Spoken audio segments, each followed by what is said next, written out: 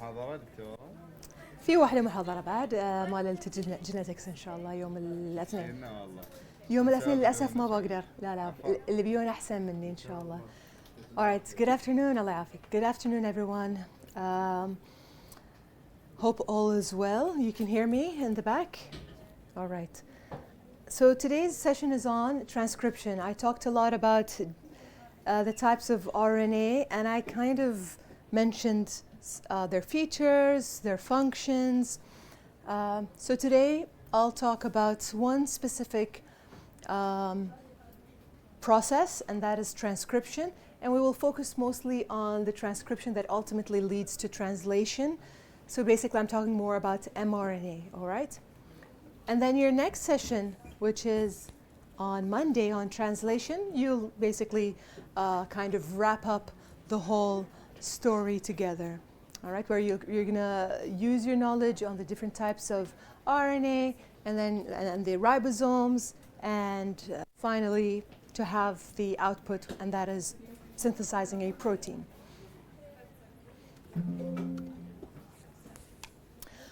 All right, so basically just to take you back, and this is the concept that we've been kind of exploring together and describing together, which is you have your DNA, which is a double-stranded molecule that contains all your genetic information.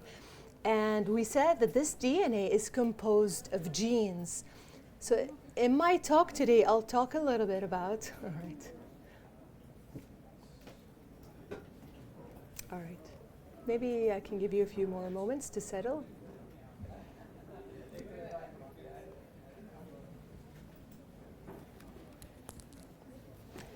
All right, so then we're going to talk about the structure of a gene. What is it composed of?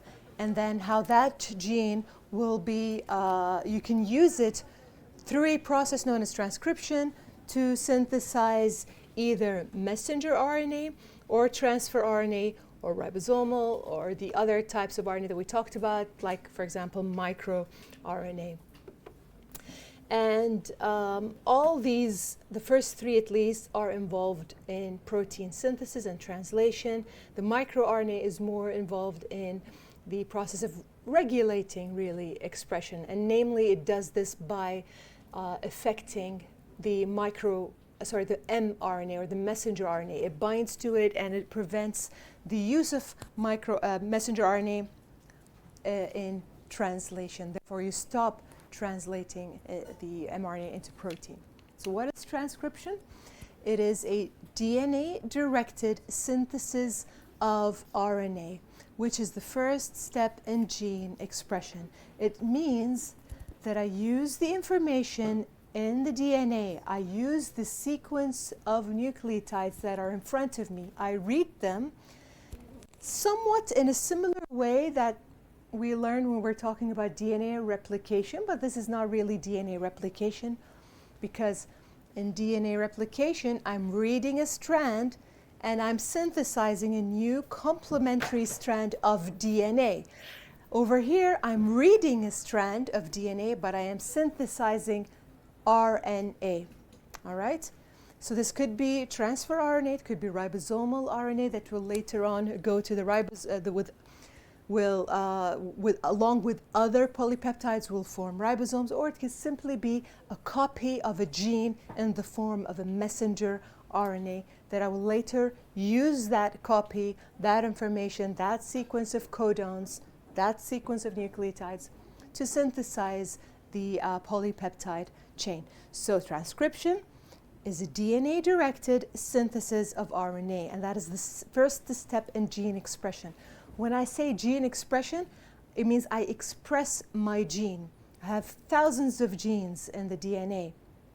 And those genes, for them to be expressed into something meaningful, it'll either be in the form of some kind of RNA, the types that we learned about in detail on Monday, or eventually it'll be expressed into protein via synthesis of messenger RNA. All right? Gene expression is transformation of the specific nucleotide sequence, so that is your genetic information, into a product that will have a certain function, that will influence the cell in a way.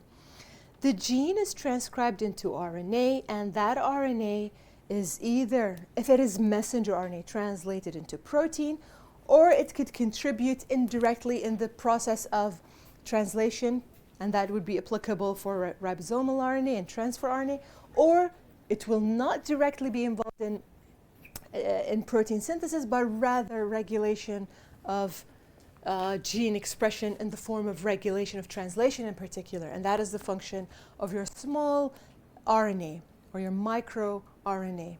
Remember, right? They bind these microRNAs, they're very small nucleic acids. They bind to the messenger RNA and they say, stop, I don't want you to be translated into protein.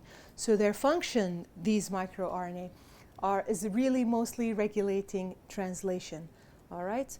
But the other types of RNA, don't forget, these are involved in protein synthesis. So for transcription of messenger RNA, the gene sequence in the DNA and its start sign need to be identified first.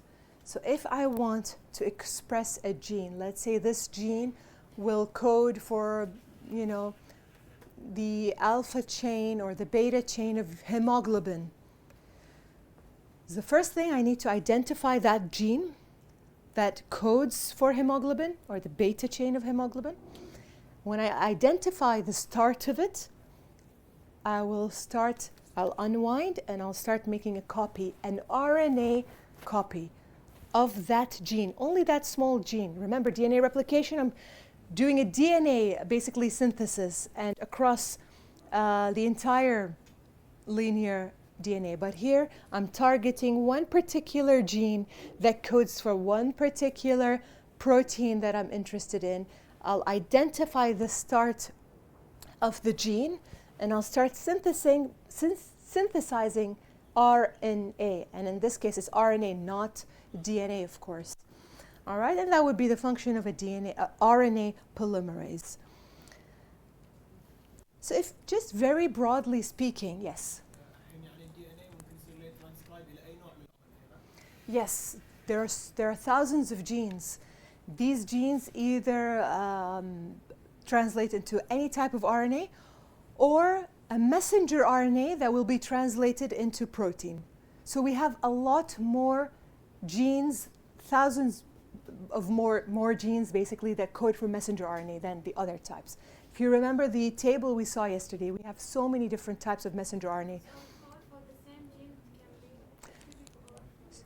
سامحة شنو؟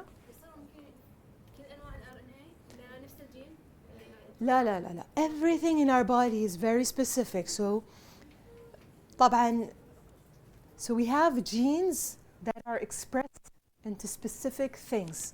This could be RNA. This could be a type of RNA, which is messenger RNA, that will later be translated into protein. Of course, some proteins in our body, we have some different proteins that originate from one gene. It is possible. There's, for example, something called pro-opiomelanocortin, POMC. This is a big gene that codes for a very big protein that later will be cut, chopped up, and each bit or each piece will serve its own function. It's its own basically protein. Right? One of them is a hormone, another one is an endorphin, and so on. This is not to know, this is not information that you need to know. It's just a concept that you need to be aware of, since you asked. That's a very good question. So sometimes you could have multiple things originating from the same gene, and that is actually the function of something called alternative splicing. This is not going to be discussed in this course, so don't worry about it. Alternative splicing. It may be discussed in proteins, but I think it's not there as the main objectives. And don't forget, we have ribosomal RNA. We said all of them except one, they actually originate from one gene. So it is possible. You just then, after that, you do some post-transcriptional modifications, and you'll end up with different types of RNA. Same thing with a protein. If it could be one large protein that will undergo post-translational modifications, and then you could have different as well functional proteins. All right, so if you want to describe very briefly just the overview of this process, yes.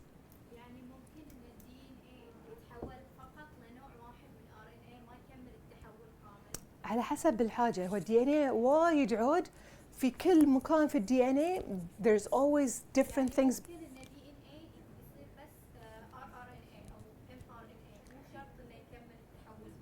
لا لا لا لا no يكون بس انت شنو تبين تصنعين transcription هذه الجين والله هذا الجين. But of course in reality our cells are not synthesizing things one at a time. There are hundreds and thousands of reactions and transcription reactions that are being expressed at the same time. So this is an important concept.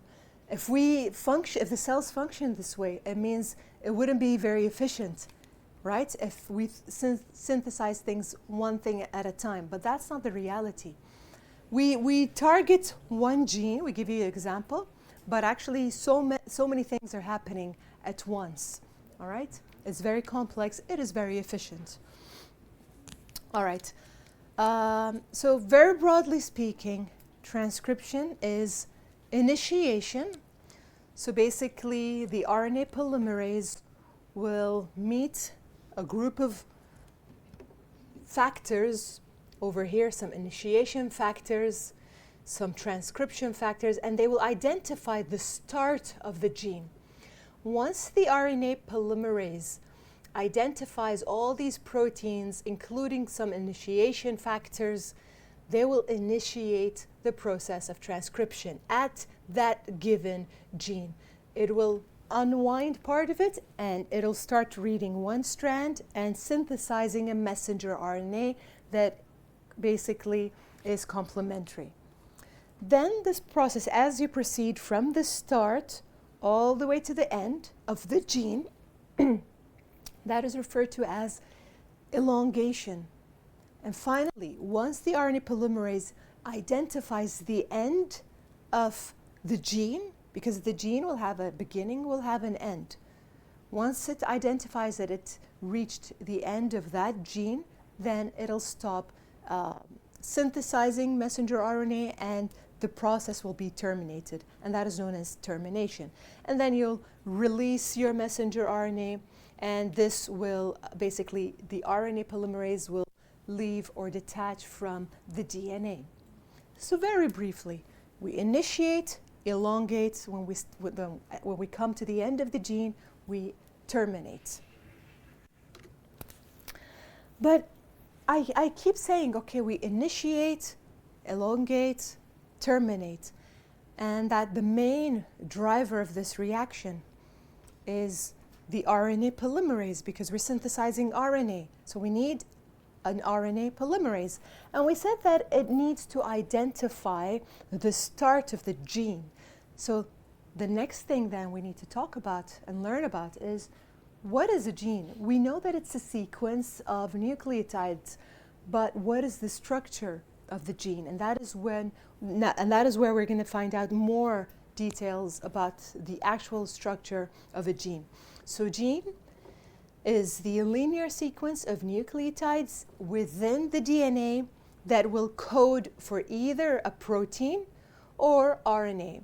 If it codes for a protein, then the first step, I cannot take the entire DNA from the nucleus, take it to the cytosol where the ribosomes are, right? So it makes sense that it stays where it is, very protected within the nucleus, and I just target that one gene that I'm interested in. I make an mRNA copy. I send that to the cytosol. I send that to the ribosomes for synthesis of protein. That is the whole idea, because we need to keep the DNA protected from mutations, from any factors in the environment that could potentially lead to its damage. And that is why the DNA is not, or the gene within the DNA is not directly used in translation. It has to first undergo transcription into messenger RNA, and that messenger RNA will be used. It will carry the genetic information of that gene and will be used for translation and adding the right sequence of amino acids.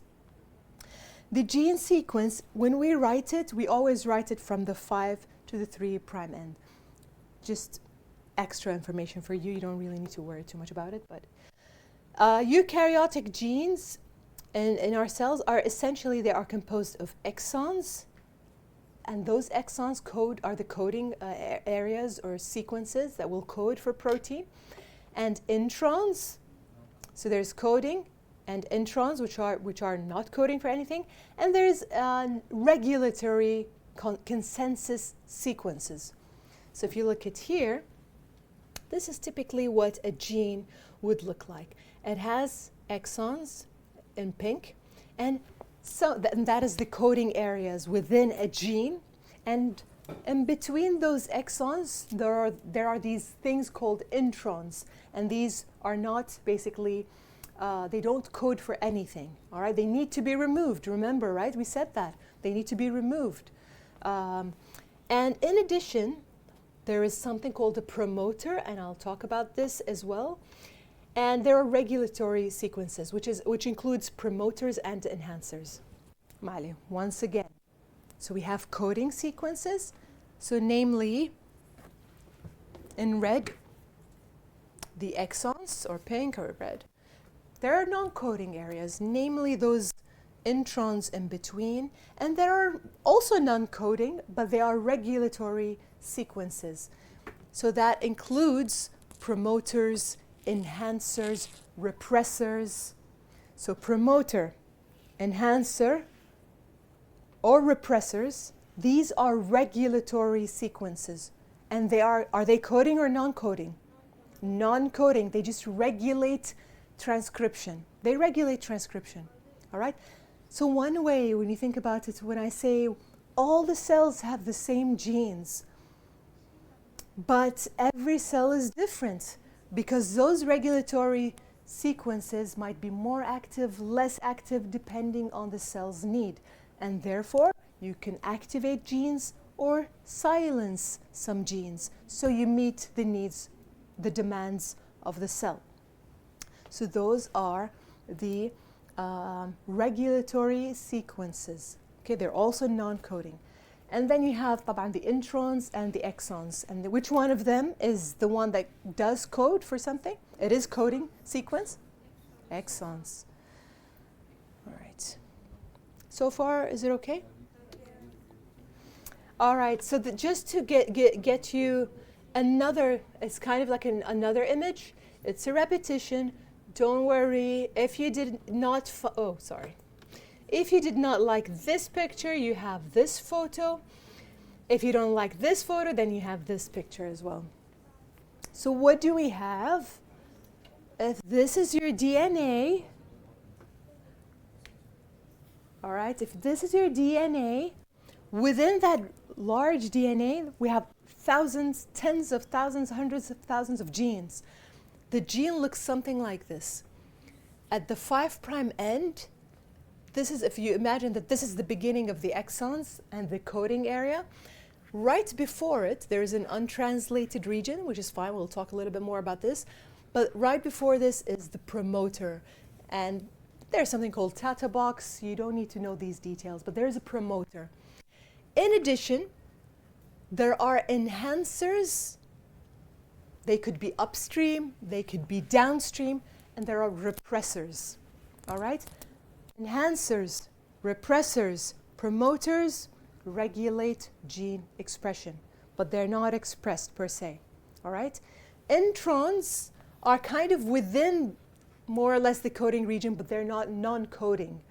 All right? We need to remove them. Okay? And I do want to say something as well, very important point regarding those regulatory sequences. So while the promoters, the type of there's something, that's where the transcription factors bind. أنا ما دخلت في هاي التفاصيل, but I'm just going to briefly mention it. So transcription factors, there are two types. There are basal transcription factors and there are specific transcription factors, but they all help regulate gene expression, and they're found in each gene. Okay, so every gene will have a promoter, and that promoter will regulate the gene expression. So far, so good. As for the same thing with the enhancers and repressors, they also regulate gene expression, but the difference is they can be slightly far from this area. They might be it might be few nucleotides or many nucleotides away. It could be before, it could be after, whereas the promoter is right before the coding area region starts. Is that understood? That is the first difference. The second difference, while the promoter is specific for kind of like a gene and it's right before it, the enhancers, for example, they enhance gene expression, as the name implies. However, they could regulate and enhance the expression of multiple genes at once. So this is the difference, which makes sense because it's kind of, it could be far away from the actual gene, so it makes sense that it actually could regulate multiple genes. All right? This could be maybe an area where hormones could bind to and influence several gene expression. But the promoter is just for it basically regulates the expression of the gene that is right adjacent to it. So this is your DNA, that is the gene structure. We said there is a coding region, which is composed of exons and the introns. The introns are non-coding, but they're just squeezed within those coding exons. And there's a regulatory non-coding sequences. Those regulatory sequences includes promoters and enhancers or repressors. Enhancers and repressors have the capability of regulating more than one gene. All right? And enhancers, do they enhance gene expression or reduce gene expression? They enhance. Repressors, what do? They repress or suppress gene expression. There's a question? Yes.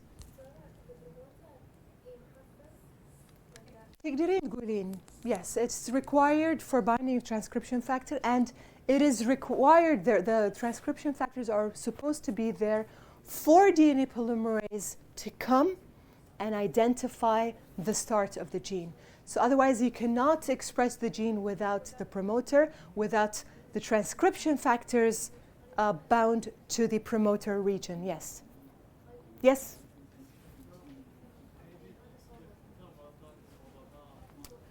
All right, your friend is asking me to repeat. Do you mind, because I'm still in the gene structure, I'll go through it slightly faster because I already explained it. And I have, again, other slides that breaks it down for you. So I'm sorry that I'm explaining it all in here.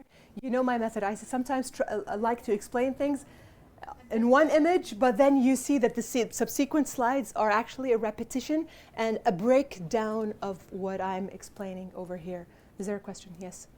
شنو التغييرات اللي شرحتيها؟ ايه لحين ما خلصت لنا ان شاء الله. التغييرات اللي تصير في شنو الام ار ان اي؟ تكلمتي عن اختلافات تغيرات ان شاء الله. طبعا هذه لها بعد سلايدات على اخر شيء ان شاء الله لازم بنتكلم عنهم. Alright, yes.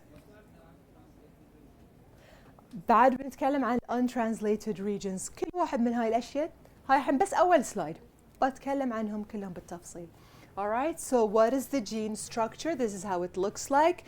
In your DNA, you have a sequence of nucleotides. And like we said, that sequence of nucleotides that basically code for either RNA or a messenger RNA that will later be translated into protein, it has a certain structure. It's called a gene.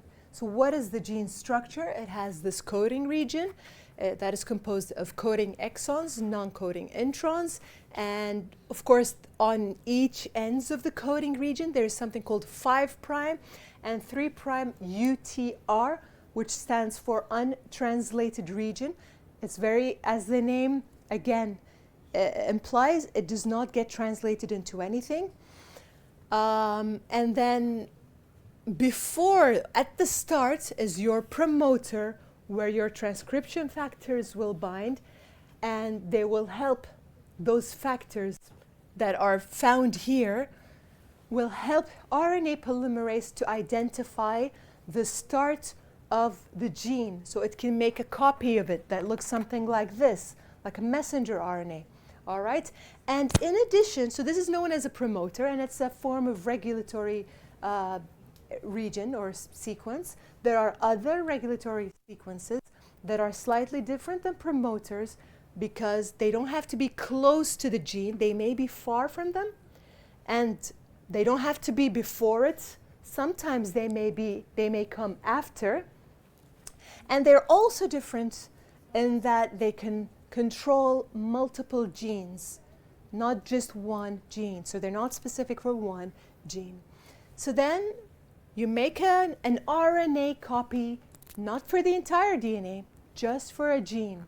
And that would be your pre-mRNA or precursor mRNA or initial transcript. We're essentially saying the same thing, where you're going to make an RNA copy of that gene, and at first it'll still have exons and introns, but then it'll undergo post-transcriptional modifications where you will remove these introns, and you'll add in this site, the 5' untranslated region, you'll add a guanosine, a methylated or methyl guanosine. This is known as the 5' G cap. It's a cap. You add it here, and at the end, in the 3' untranslated region, you will add a tail, and that, because it's multiple AAA, so we call it poly-A tail, and it looks like a tail. So once you add that, and once you remove your introns, you will have the final messenger RNA. And that final messenger RNA, not only will it be expressed to the right, it'll give rise to the right sequence of amino acids because we successfully removed the introns, but it'll be stable with longer half-life. It'll be able to basically interact with ribosomes better. It'll be able to be exported from the nucleus to the cytoplasm because it contains this tail and the G-cap. So this is required for mRNA stability, for export from the nucleus to the cytosol where it meets the ribosomes, and also for the interaction with ribosomes. So we need to do those three things, those post-transcriptional modifications, to have the final form of messenger RNA. Now I'm gonna go through it, and سامحوني أنا بعيد يعني, but it's exactly the same. I explained the whole lecture, I think, in that one slide. I hope you don't mind that, but we have plenty of time. We will go over now the slides in greater detail maybe, and a slower pace. So please, at the end, I promise you, inshallah, you will know everything that needs to be known for this lecture. So genes that produce messenger RNA have two components. We said there's a coding region that is basically transcribed into messenger RNA, and ultimately protein. And we said that the coding region, the coding nucleotides are essentially exons, but in that region, within those exons, there are non-coding introns. And then there are the regulatory regions. So that is where your transcription factors will bind, and they will signal to RNA polymerase, this is the site that you should start the transcription. All right? And that's the beginning of the gene. So that is where the transcription proteins, initiation factors will bind, and there's a bunch of other accessory proteins as well. There are promoters. Sometimes we refer to them as basal promoters because we have basal promoters and we have specific promoters. All you need to know is that, so basal promoters, they ensure basal expression. That includes the TATA box. But if you can just know promoters and what is the function of promoter, I'll be happy, which is described over here. And then we have the regulatory elements, and those they could either be enhancers or repressors. So the regulatory region, we have promoters, and the other areas, which is the enhancers and repressors, which are under one category, which we said they can regulate one gene or multiple genes? Multiple genes. And they can either enhance or repress gene expression. Depends on the needs of the cells and the signals that it receives. Yeah, so this could be a medication, it could be a hormone, it could be an enzyme. So there are a lot of factors that come into play. So we go back. Now are you sure you know the structure of a gene? You know exons, introns, untranslated region, promoter, enhancers, and repressors. Okay. Now and then who synthesizes the mRNA?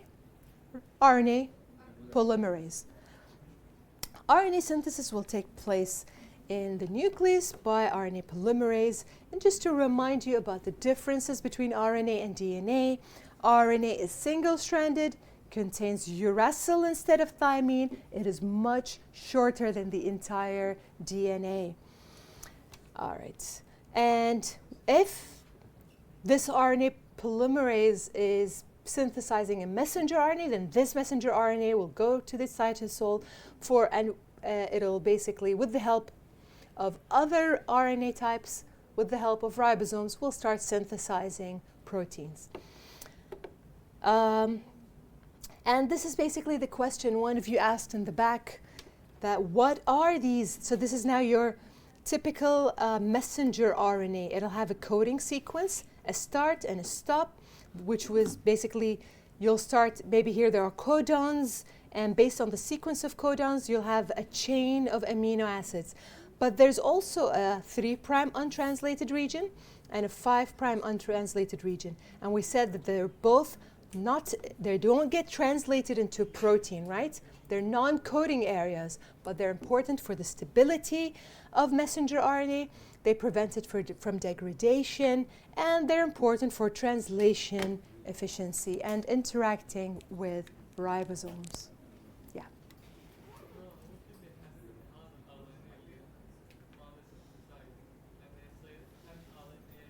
The gene decides that. It's basically a sequence of nucleotides. So the gene should have the correct sequence of nucleotide that basically corresponds to a specific RNA, or it could be a messenger RNA, and every messenger RNA is different because there are different proteins. So ultimately, if we have hundreds of thousands of proteins, I can understand that I would have at least 100,000 messenger RNAs that are derived from at least 100,000 genes, and so on. Of course, there are several distinct types of RNA polymerases. You do not need to know, I'm not going to ask you RNA polymerase synthesizes what, but just to let you know, RNA polymerase 1 synthesizes ribosomal RNA, 2 messenger and microRNA, and 3 transfer RNA. I feel like this information is more like recall, and it's not important for me that you know it. I just need you to know that RNA polymerase synthesizes RNA. You don't need to know the subtype and what they synthesize. All right, so RNA polymerase. What is RNA polymerase? It is an enzyme. It depends on DNA because it will read the information on the DNA, and based on that, it'll synthesize a messenger RNA. All right? And as always, just like DNA polymerase, the RNA polymerase also reads the strand from 3' to 5'. And now I'm talking about the DNA itself. And then we'll synthesize a messenger RNA that is from 5 to 3 direction. All right, so are you with me? Yes. All right. So the first step is transcription. And I said that when you have transcription, you will end up with a precursor messenger RNA. It's not ready for translation. Sometimes it's known as, by the way, عشان بس تعرفون, very important, this has different names. You need to know that they all mean the same thing. There's something called pre-mRNA or precursor mRNA or initial transcript or heterogeneous nuclear RNA or hnRNA. They all mean the first larger messenger RNA that immediately comes after transcription. So that is basically the one that is before the processing, before the post-transcriptional modifications, before those 3 modifications take place. Once we do them, we no longer say it's precursor mRNA or heterogeneous nuclear RNA. We simply say mRNA. or mature RNA. So what are those three changes? They are also described, that's another image in here. So if this is the DNA, you make a copy, which is the messenger RNA, the precursor, or the messenger RNA, or the initial transcript. You remove the introns, you put a 5' cap, you put a 3' poly A tail, and you end up with the final messenger RNA. So this is basically, and then when I take this messenger RNA and I start translation into protein, which area in this final mRNA is going to translate into protein? Only the coding, only the red area, all right? The rest are all for stability of messenger RNA and other functions. All right, so the addition of the 5' cap, it's actually done immediately after RNA synthesis, and basically you add, it has several functions. It prevents the degradation of messenger RNA by certain enzymes like 5' exonuclease, but it also plays a role in the binding of messenger RNA with ribosomes during translation. So that is what I was saying, that these things are important. They're important, for example, in the case of 5' capping, it's important for the interaction between messenger RNA and ribosomes. In addition, it prevents it from degradation. So we need to do these modifications to have an efficient or a normal messenger RNA that will be involved in translation. All right, so this is your coding sequence. 5' untranslated, 3' untranslated. فوقها هني في شيء اسمه 5' cap, which is essentially methyl guanosine nucleotide that is added over here at this end, and these are the two functions. What about the other step? Now we've added the 5' G cap. The next thing is خلصت من this area.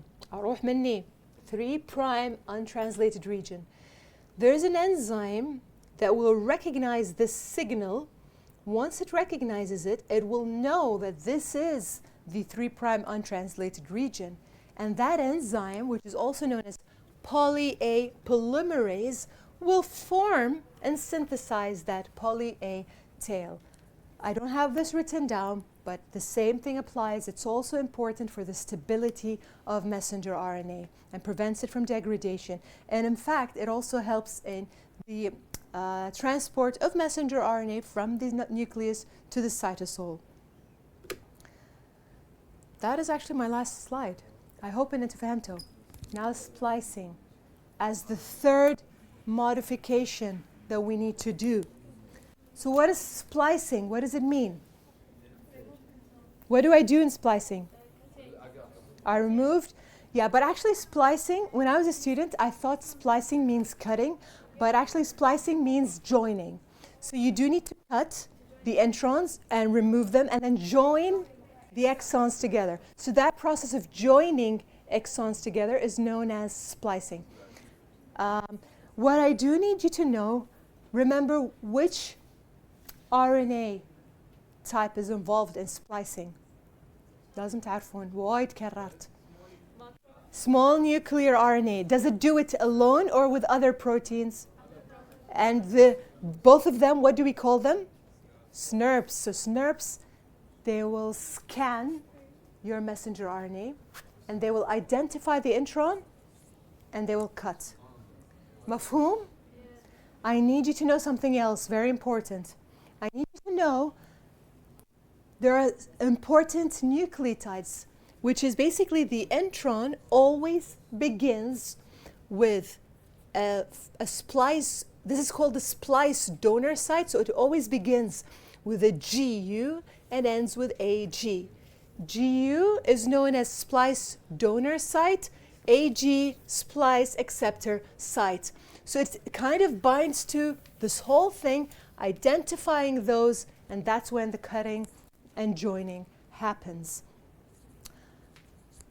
All right, because we talked a lot about these splice sites and how mutations can occur, I think I would appreciate if you would know what these nucleotides are.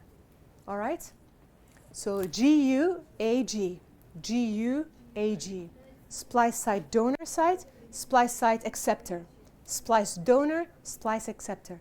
And what happens if there is a mutation here? If there is a mutation, instead of GU, you had something else, maybe GA. Then will the splicing occur accurately? No. And what happens? Something called splice site mutation. All right? All right, we have plenty of time.